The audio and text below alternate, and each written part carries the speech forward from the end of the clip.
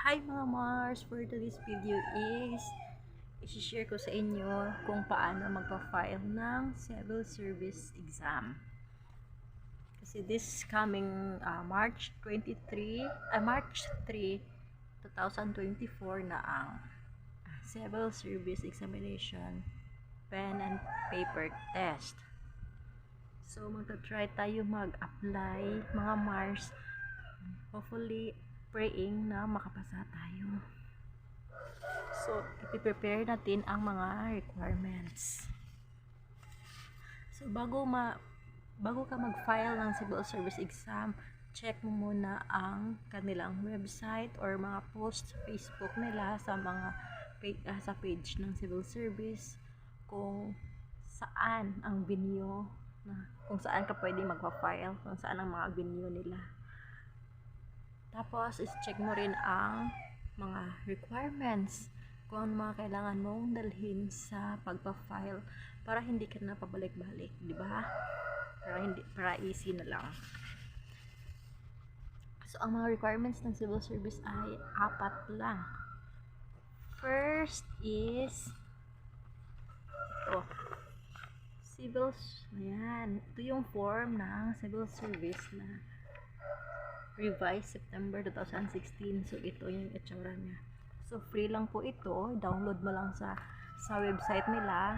Tapos, ipaprint mo na. Size nito is long. Yan. Tapos, back to back mo na lang. Yan. Tapos, yan.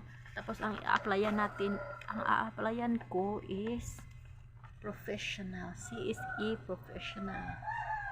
Kasi, yun na nga, ang qualified is naka 72 units ka. Since naka-graduate na ako, yan, mag-apply ako ng professional kasi pasok naman sa 72 units ang natapos. So yun, tapos na ako mag-fill out. Yan, tapos na. Ito na lang, kulang na lang nito is mga picture.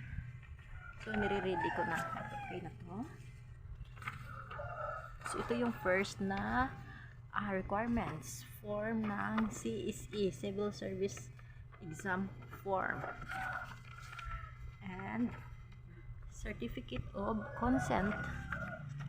Ito yung Certificate of Consent na may perma sa witness sa ano to, consent sa COVID pa to. So, kailangan may perma, consent ng ano mo, guardian, parents. Pangalawang requirements is valid ID. So, may mga list ng valid ID dito sa likod. So, kailangan mo basahin ang mga requirements. Application requirements. So, kailangan mo siyang basahin. So, ang nakalagay dito ay ang isa sa nakalagay dito na requirements ang pwede is ang PhilHealth ID. Basta ang importante, may ID number, tapos may birth date, at saka signature.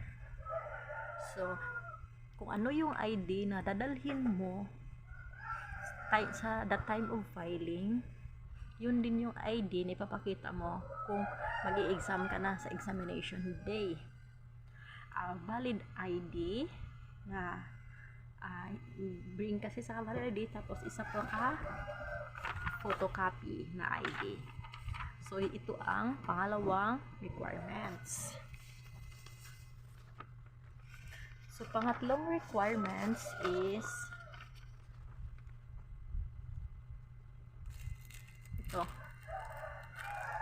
4 pieces ang kailangan sa CSE pang civil service na passport ID. Yan ito. Dapat walang hikaw, hindi nakasmile. Yan. Tapos, yan ito.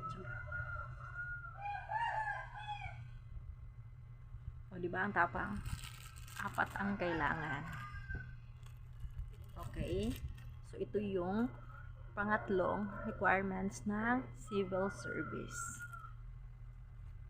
Pang-apat na requirements ng civil service ay ang 500 pesos.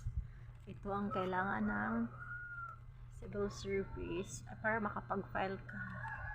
Kailangan ka magbayad ng 500 pesos para makapag-exam ka.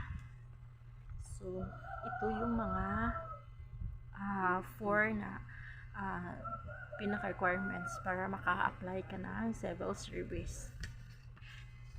Tapos, kailangan mag-apply ka. Kailangan naka-formal attire. Yun ang nakasaad dito. Kasi binasa ko ito, ang mga admission requirements and application requirements. Tapos, kailangan ka hindi ka mag-chinelas, kailangan ka naka-formal. So, yun ang gawin natin para hindi tayo ma-reject, para matanggap na ang requirements para makapag-file tayo. Tapos, while filing is magdala ka na rin ng sarili mong ballpen at saka paste. Kasi idikit pagkatapos na i-check ng mga civil service instructor, ang tawag na professor, basta sila ang mga staff ng civil service, i-check nila yung mga details na nilalagay mo kung totoo or wala bang blanco. So pagkatapos nun is ipapalagay na nila yung picture mo sa form. So kailangan ka magdala ng ito. Importante ito. Okay. So samahan niyo ako mga Mars. Punta ako ng SM ngayon kasi magpa-file na ako. So solo flight ko ito. See you later.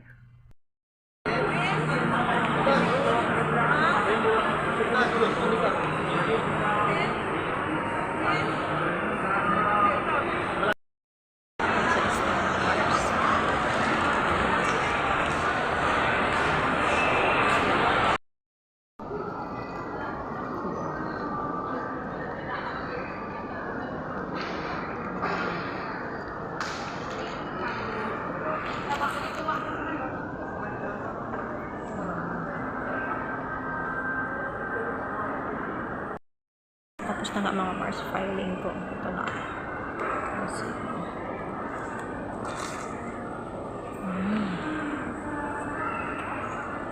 just ko dito makikita ang file na ako. Nasa third floor. Padali lang sana kasi nahanap ko kung saan. Malayo pala. Pinaka-dulo. Dito yun. Tapos na ako mag-file. Pauwi na ako mga Mars.